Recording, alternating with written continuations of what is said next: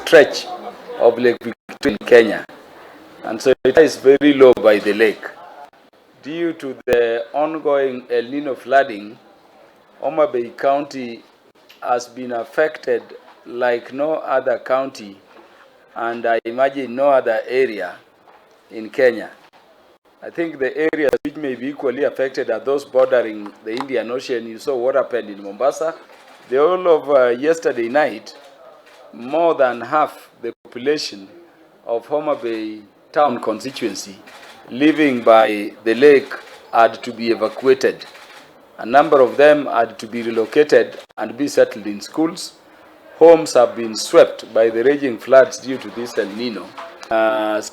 Pupils, primary school, the biggest in the constituency, by the lake completely marooned.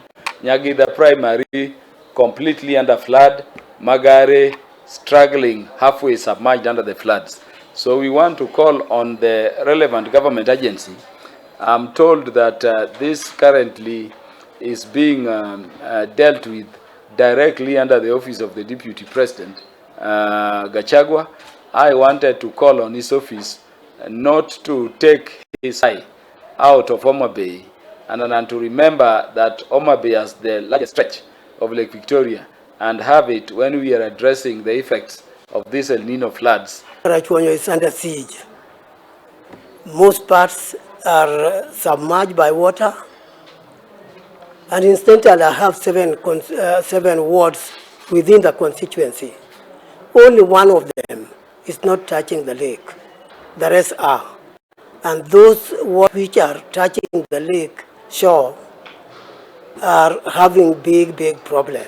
Today, they are doing the same. That's the Red Cross. They are giving food in the area. And whatever they are giving, I must admit, is not enough.